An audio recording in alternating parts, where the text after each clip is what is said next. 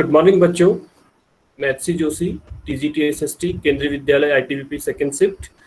आज हम पढ़ने जा रहे हैं सोशल साइंस, ज्योग्राफी और अपना पहला चैप्टर एनवायरनमेंट। क्लास शुरू करने से पहले छोटी छोटी लेकिन बड़ी बड़ी बातें। कोरोना अभी गया नहीं है और हमें सावधान रहना है। बहुत जरूरी होने पर ही घर से बाहर निकलें। लगातार हाथों को साबुन से धोते रहें या हैंड वॉश का प्रयोग कर सकते हैं। मास्क जरूर पहने जब भी घर से बाहर निकलें। ये मंत्र हमेशा याद रखें, 2 गज दूरी, मास्क है जरूरी।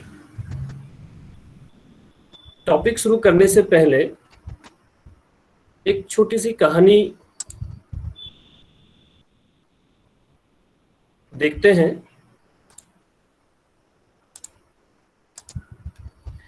ये कहानी है आप लोगों की तरह एक स्टूडेंट की।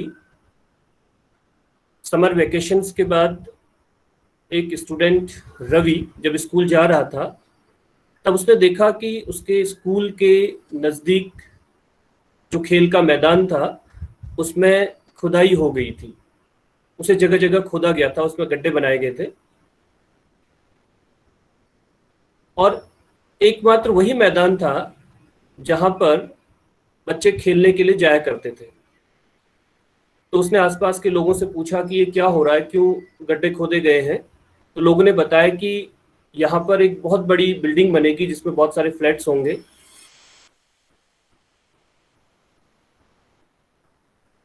अब रवि को समझ में आ रहा था कि वो ग्राउंड, वो खेल का मैदान जिसमें मुलायम घास उगी होती थी, गेंदे के फूल होते थे, तितलियां घूमती रहती थी, वो मैदान अब वहां पर नहीं रहेगा। वो इतना दुखी हो गया था कि उसके आंखों से आंसू छलकने लगे थे और उसने यह बात अपने दोस्तों को बताई। और उस दिन असेंबली में प्रिंसिपल ने भी बहुत उदासी से कहा कि देखो कैसे हमारा एनवायरनमेंट बदल रहा है, हमारा पर्यावरण बदल रहा है। क्लास में जाकर जब रवि ने अपने टीचर से पूछा कि एनवायरनमेंट क्या होता है, ये पर्यावरण क्या होता है, तब टीचर ने बताया कि जो कुछ भी आप अपने आसपास देखते हो वही एनवायरनमेंट है, वही पर्यावरण है। तो रवि ने पूछा कि इसका मतलब स्कूल की बिल्डिंग, मेज, क्लास में रखी गई कुर्सियां, यहाँ तक कि जो मैदान है या सड़क है या मेरे दोस्त, ये सब क्या पर्यावरण ही है?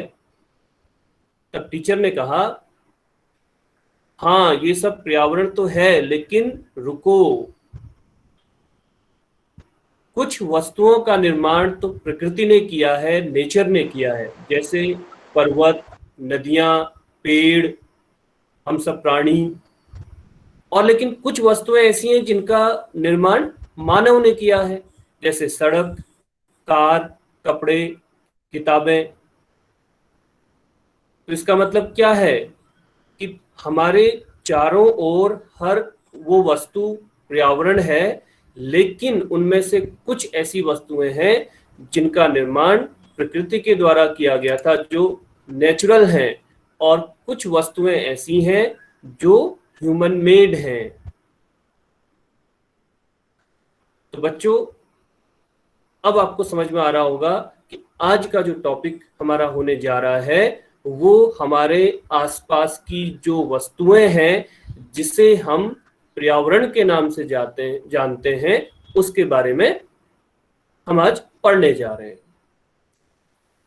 आपके सामने एक स्क्रीन में शेयर करता हूं, एक पीपीटी हमारी बनी हुई है, उसको हम देखेंगे और समझेंगे पर्यावरण और उसके ऑर्गन्स के बारे में, नेचुरल एनवायरनमेंट के बारे में, ह्यूमन मेड एनवायरनमेंट के बारे में। और ह्यूमन भी अपने आप में एक एनवायरनमेंट का ही भाग है, यानी कि कंपोनेंट्स ऑफ एनवायरनमेंट हम इसमें पढ़ेंगे।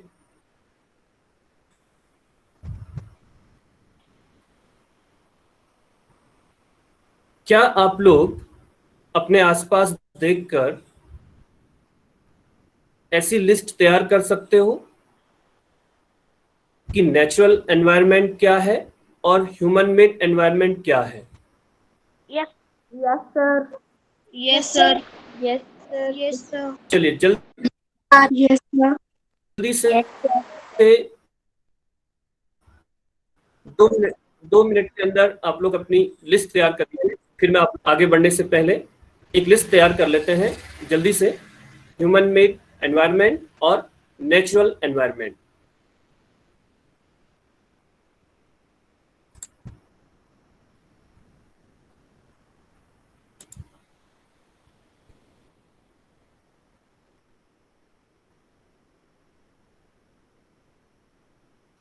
सिया नेगी, जल्दी से 2 एग्जांपल बताइए नेचुरल एनवायरनमेंट के अपने आसपास देखते हुए। Sir, trees and plant. Very good, trees and plants. Sir, water Gauri and Bahuguna, air, plants. Okay good. जिज्ञासा, आप बताइए ह्यूमन मेड एनवायरनमेंट के बारे में। The cars, parks. Car, parks और Mountains. बाकी बच्चे अपना माइक ऑफ रखेंगे। The pots. Kiran Kumar, mic off कीजिए प्लीज।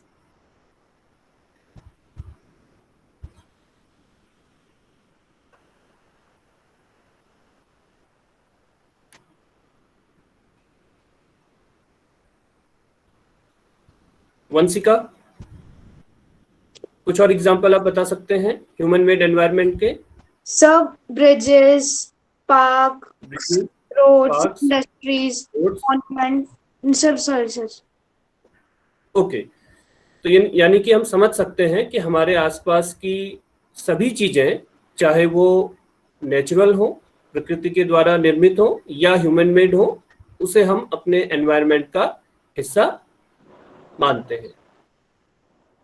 इस टॉपिक में हम पहले एनवायरनमेंट के बारे में जानेंगे, meaning of environment, then components of environment, biotic और अबायोटिक एनवायरनमेंट के बारे में भी पढ़ेंगे, नेचुरल एनवायरनमेंट के बारे में पढ़ेंगे, domains of the environment, biosphere, ecosystem और फिर ह्यूमन एनवायरनमेंट।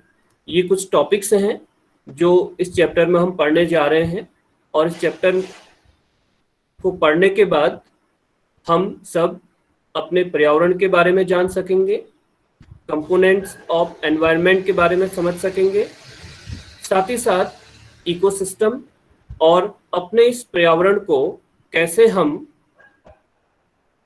सुरक्षित रखें और क्या महत्व है पर्यावरण का हमारे जीवन में, इन सब बातों को सीख सकेंगे।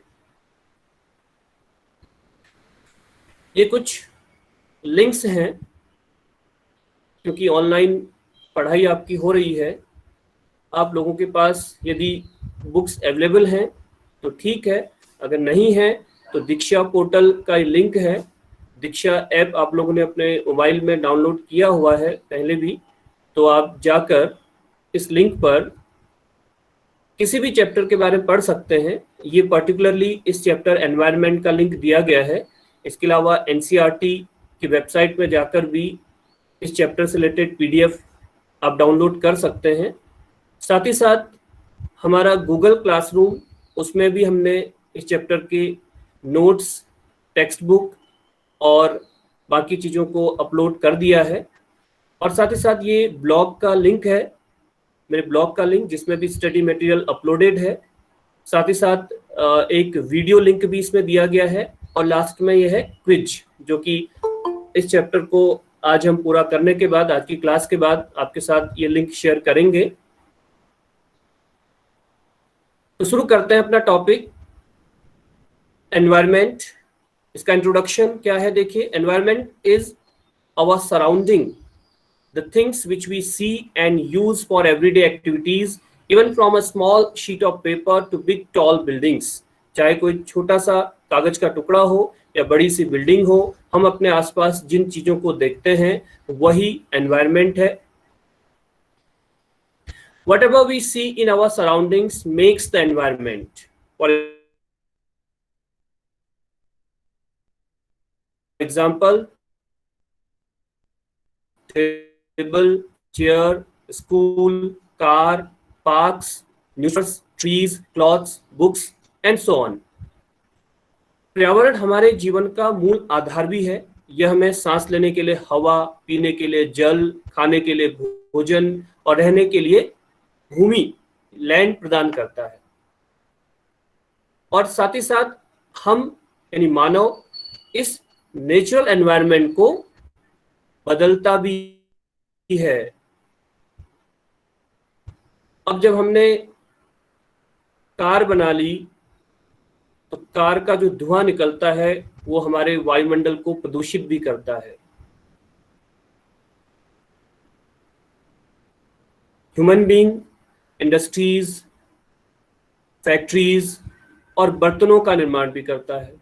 इस प्रकार ह्यूमन बीइंग्स यानी मानव हमारे जो नेचुरल एनवायरनमेंट है उसमें परिवर्तन करता है।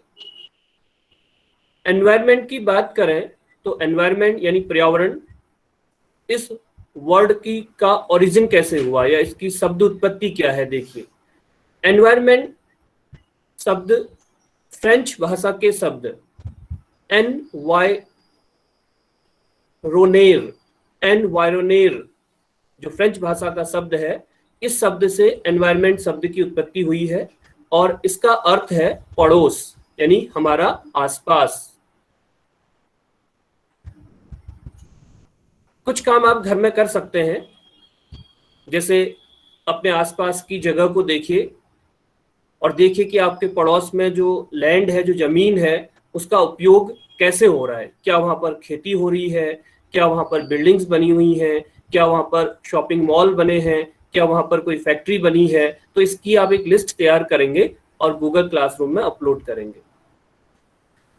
इसके अलावा कुछ और काम भी आप कर सकते हो। आप अपने घर में या जब कभी आप स्कूल आते थे तो पानी का उपयोग करते थे, तो पानी कहाँ से आता है, और हम अपने डेली लाइफ में पानी का जो उपयोग करते हैं उसकी भी आप एक लिस्ट बना सकते हैं। और अगर आपने किसी को पानी को वेस्ट करते हुए देखा है तो क्या आपने कभी उसे रोका, या स्कूल में कई बार बच्चे नल खुला छोड़ देते हैं तो क्या आपने कभी उसे बंद करने की कोशिश की। इस बारे में भी आप अपने कुछ विचार लिखेंगे। चलिए आगे बढ़ते हैं। एनवायरनमेंट की एक डेफिनेशन ये भी है, everything surrounding us and affecting us is called environment. जैसा कि हमने कहा कि एनवायरनमेंट को हम नेचुरल एनवायरनमेंट और ह्यूमन मेड एनवायरनमेंट में डिवाइड करते हैं। तो इसी में जो नेचुरल एनवायरनमेंट है उसको भी हम दो भागों में बांटते हैं, एक है बायोटिक कंपोनेंट और एक है अबायोटिक कंपोनेंट। अब बायोटिक कंपोनेंट क्या होता है, जैसा कि लिखा है, देखिए आपके सामने दिख रहा होगा, living things, animals and plants, यानी कि जो जीवित वस्तुएं हैं, नेचुरल एनवायरनमेंट का वो हिस्सा, वो भाग जो जीवित वस्तुओं से बना है उसे हम बोलते हैं बायोटिक, जैसे कि एनिमल्स एंड प्लांट्स। और अबायोटिक कंपोनेंट ये हाँ वेरी गुड, करेक्ट, ये नॉन लिविंग थिंग से बना होता है, जैसे सॉइल, एयर, वाटर या सनशाइन। ये एक बहुत महत्वपूर्ण भाग अब हम पढ़ने जा रहे हैं और वो है components of environment. There are 3 components, natural, human made and human. यानी कि अभी तक हम बात कर रहे थे कि नेचुरल एनवायरनमेंट और ह्यूमन मेड एनवायरनमेंट की, लेकिन ह्यूमन भी इस एनवायरनमेंट का एक कंपोनेंट है। अगर हम नेचुरल एनवायरनमेंट की बात करें तो एटमॉस्फेयर, लिथोस्फीयर, हाइड्रोस्फीयर और बायोस्फीयर, ये ऑर्गन्स हैं नेचुरल एनवायरनमेंट के। एटमॉस्फेयर यानी हवा, हाइड्रोस्फीयर पानी, लिथोस्फीयर लैंड और बायोस्फीयर लिविंग थिंग्स। तो नेचुरल एनवायरनमेंट के ये पार्ट्स हैं। इसी तरीके से अगर ह्यूमन मेड एनवायरनमेंट की बात करें तो ह्यूमन मेड, ह्यूमन द्वारा बनाए गए या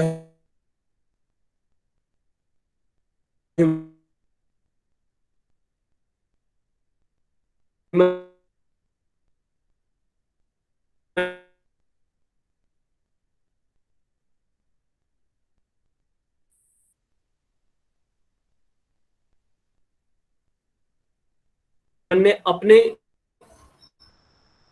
सुविधा के लिए इस एनवायरनमेंट में जो चेंजेस किए हैं, पाल हो या फैमिली के साथ हो या सब लोग मिलकर एक कम्युनिटी बनाते हो, कम्युनिटी का कंस्ट्रक्शन करते हो, इस तरीके से रिलीजन भी हम लोगों ने अपने अपने हिसाब से बनाए हैं। एजुकेशनल, इकोनॉमिक, पॉलिटिकल सिचुएशंस, ये हम सब एक दूसरे से इन सब के द्वारा जुड़े हुए हैं, इन सब का हम कंस्ट्रक्शन करते हैं। तो ये ह्यूमन एनवायरनमेंट का भाग है।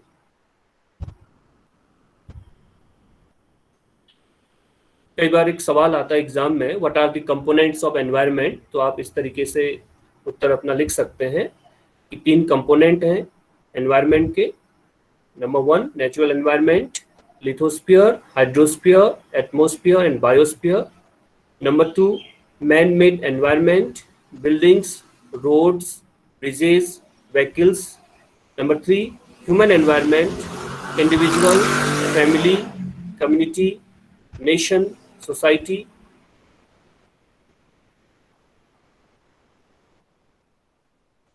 एक बार फिर से एनवायरनमेंट को रिकॉल करते हुए आगे बढ़ते हैं, नेचुरल एनवायरनमेंट को और ज्यादा आगे को डिफाइन करेंगे।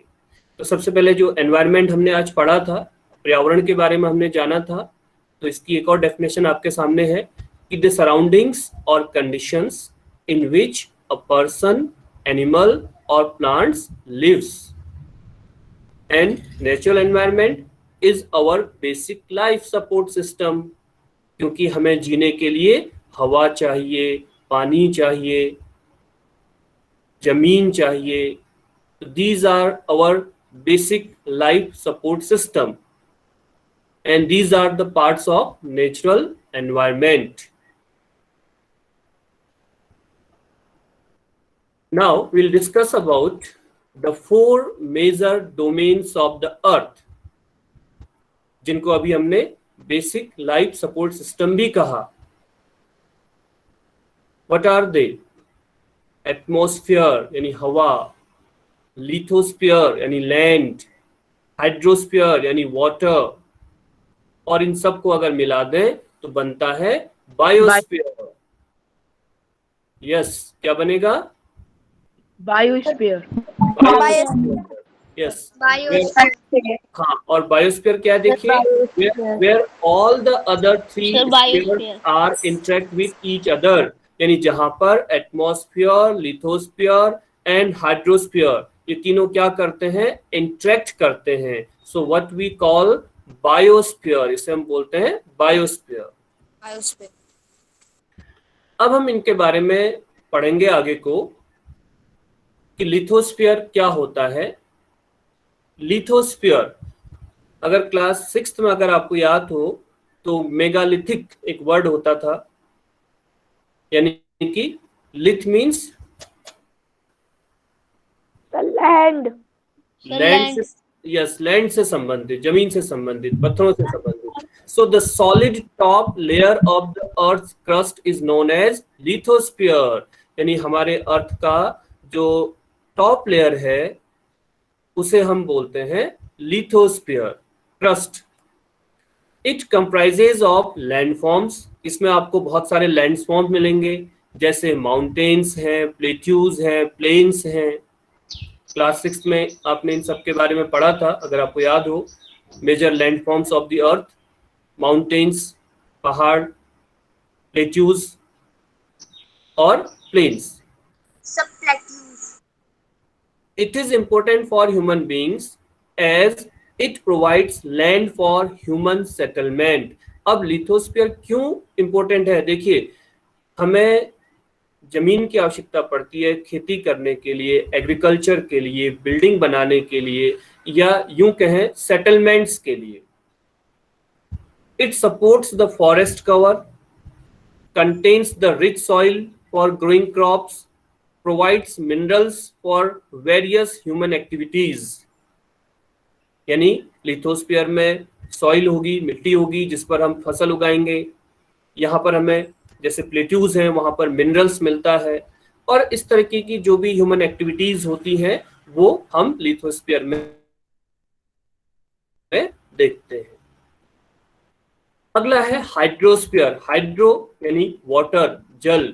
तो hydrosphere is referred to water. It comprises various sources of water and different types of water bodies like rivers, lakes, seas, oceans, etc.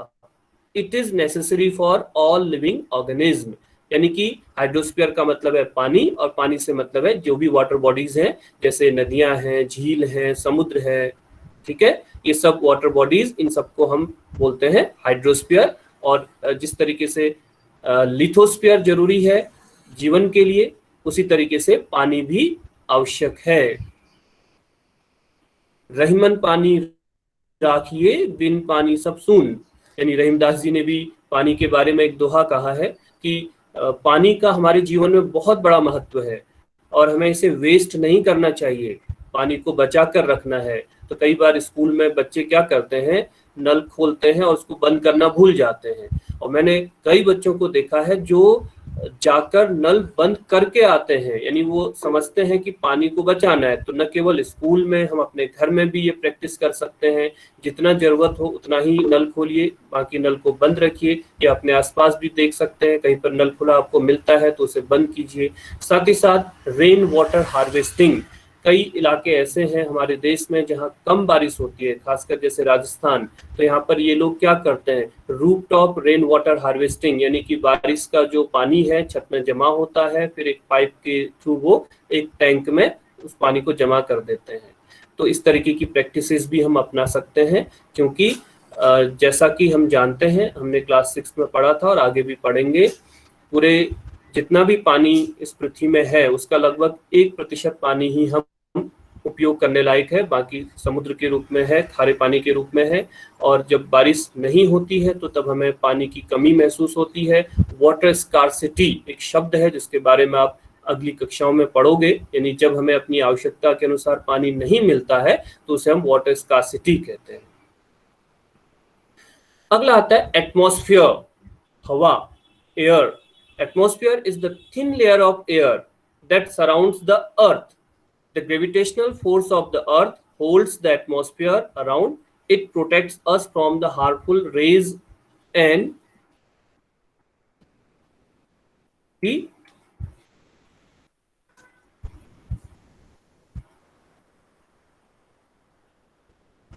ये जो एटमॉस्फेयर है, हवा की एक पतली परत है जो हमारे अर्थ के चारों ओर है, और जो पृथ्वी का गुरुत्वाकर्षण बल है, ग्रेविटेशनल फोर्स है, ये एटमॉस्फेयर को रोके रखता है। जो एटमॉस्फेयर है हमें हार्मफुल सनरेज से बचाता है, और साथ ही साथ हवा हमारे जीवन के लिए एक बहुत ही महत्वपूर्ण कंपोनेंट है। आगे बढ़ते हैं। एंड बायोस्फीयर, जैसा कि हमने पहले भी जाना था कि एटमॉस्फेयर, लिथोस्फीयर और हाइड्रोस्फीयर, इन सब को अगर हम मिला दें तो क्या बनता है, biosphere. Biosphere. Yes, plant and animal kingdom together make biosphere और द लिविंग वर्ल्ड। प्लांट और एनिमल किंगडम ये एक साथ मिलकर बायोस्फीयर बनाते हैं, जिसे हम लिविंग वर्ल्ड कहते हैं। और ये क्या है, इसकी डेफिनेशन अगर हम देंगे तो इसकी डेफिनेशन ये है, it is a narrow zone of the earth where land, water and air interact with each other to support life.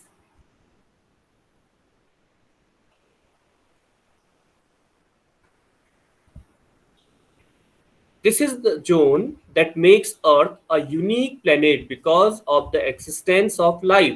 और जितने भी हमारे प्लैनेट्स हैं उनमें ये जो अर्थ है वो एक यूनिक प्लैनेट है, क्योंकि जो लाइफ सपोर्ट सिस्टम है, एयर, वाटर एंड लैंड, वो आपको यहाँ पर ही मिलेगा।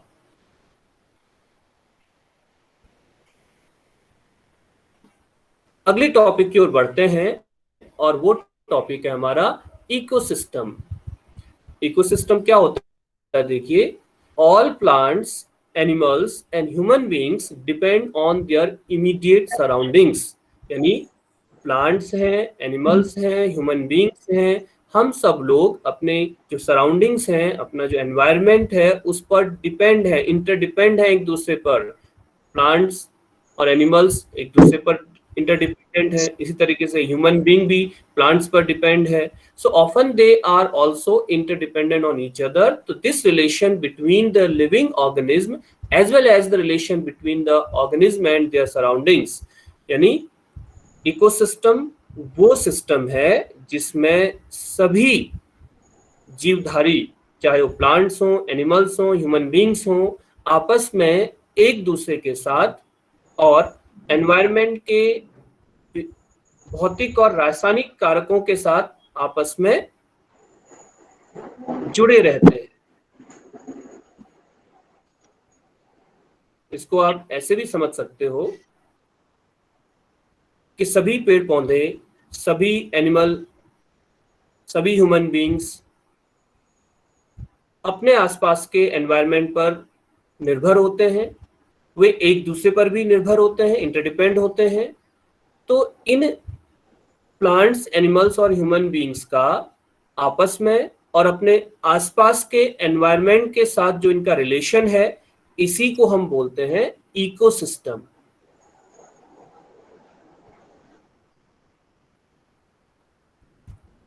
An ecosystem includes all of the living things, plants, animals and organisms in a given area, interacting with each other and also with their non-living environments, weather, earth, sun, soil, climate, atmosphere.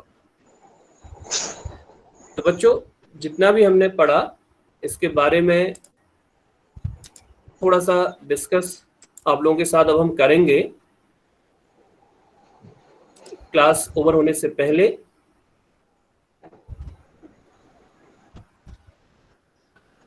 कुछ activities आपको मैं बताने जा रहा हूं जो आप अपने घर में कर सकते हैं। एक तो आज हमने शुरू में देखा, एक ऐसी लिस्ट हमने तैयार की जो नेचुरल एनवायरनमेंट और ह्यूमन एनवायरनमेंट या ह्यूमन मेड एनवायरनमेंट की थी। अब इसके अलावा एक काम और आप कर सकते हो, इमेजिन करना है आपको एक आइडियल एनवायरनमेंट के बारे में। जैसा कि एनवायरनमेंट तो आप समझ ही चुके हो कि हमारे आसपास की हर वो वस्तु, चाहे वो नेचुरल हो या ह्यूमन मेड हो, उसे हम एनवायरनमेंट कहते हैं। तो एक ऐसे आइडियल, एक ऐसे आदर्श एनवायरनमेंट के बारे में आपको इमेजिन करना है और उसकी एक ड्राइंग बनानी है, एक पिक्चर आपको बनानी है। समझ में आ रहा है? एक ऐसी पिक्चर, एक ऐसी ड्राइंग जो एक आइडियल एनवायरनमेंट हो आपके लिए। आइडियल एनवायरनमेंट का मतलब एक बहुत अच्छा एनवायरनमेंट, यानी कि आपके आसपास की सब चीजें, उसमें नेचुरल एनवायरनमेंट के कंपोनेंट्स भी हों, ह्यूमन मेड एनवायरनमेंट्स के कंपोनेंट भी हों। क्या ड्रॉ कर सकते हैं? Yes, sir.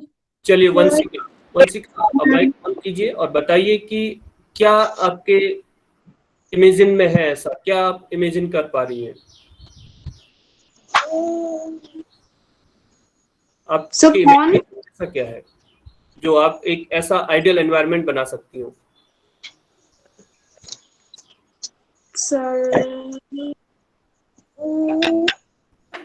मुझे भी नहीं पता।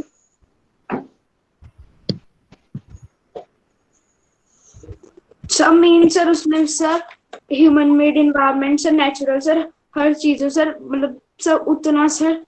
क्या क्या बनाओगे आप जब आप पेंटिंग करोगे, आप ड्राइंग करोगे, तो क्या क्या बनाओगे अपने एनवायरनमेंट में?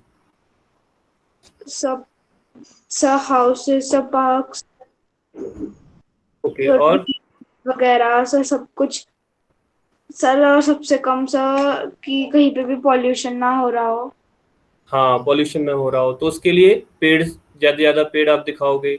सर चलिए, बाकी सभी स्टूडेंट्स भी इस तरीके से इमेजिन कीजिएगा, सोचिएगा कि एक बहुत अच्छा एनवायरनमेंट क्या हो सकता है, उसमें बहुत अच्छी चीजें क्या क्या हो सकती हैं, या जिससे हमारे एनवायरनमेंट को नुकसान ना पहुंचे ऐसी कौन सी चीजें हो सकती हैं, उसके बारे में आपको एक ड्राइंग बनानी है और उसे फिर गूगल क्लासरूम में आपको अपलोड करना है। गूगल क्लासरूम में इस चैप्टर से रिलेटेड नोट्स और एनसीईआरटी के क्वेश्चन आंसर्स ऑलरेडी अपलोड किए जा चुके हैं, तो कभी भी आप गूगल क्लासरूम को ओपन करके इनके नोट्स और क्वेश्चन आंसर देख सकते हैं।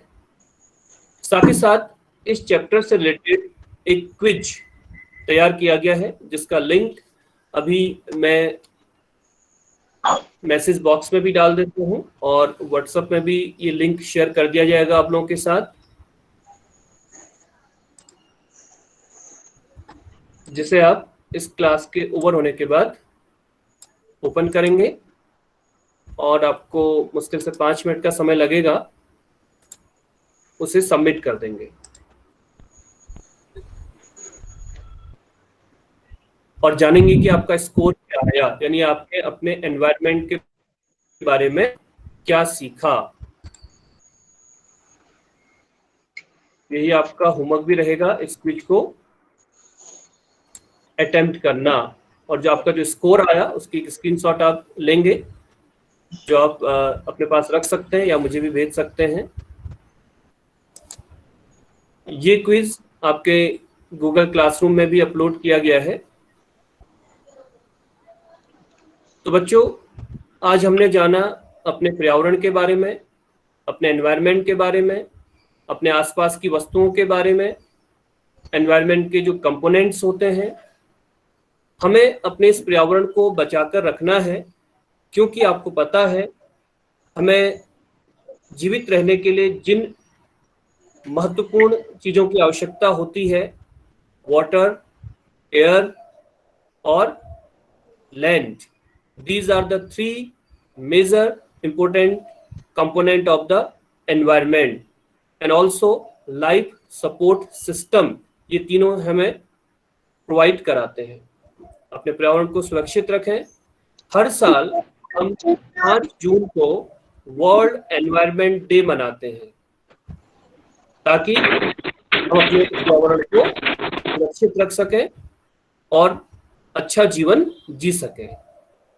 तो क्लास आज यहीं पर समाप्त होती है। आप लोगों को 2 एक्टिविटीज मैंने दी हैं। एक पहली एक्टिविटी जिसमें आपको लिस्ट बनानी है नेचुरल एनवायरनमेंट की और ह्यूमन एनवायरनमेंट की या ह्यूमन मेड एनवायरनमेंट की, और दूसरी एक्टिविटी जिसमें आपको एक ड्राइंग बनानी है। ड्राइंग में आप क्या बनाओगे? सबसे पहले इमेजिन करोगे कि एक अच्छा, एक आइडियल एनवायरनमेंट क्या हो सकता है, क्या क्या चीजें उसमें हो सकती हैं, और उसे फिर आपको गूगल क्लासरूम में अपलोड कर देना है।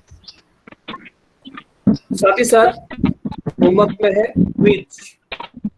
जैसे आप क्विज को खेलोगे तो आपको अपना स्कोर पता चलेगा कि आपने कितना सीखा। तो क्लास यहीं पर समाप्त करते हैं। Thank you class. Thank you, sir. Thank you, sir.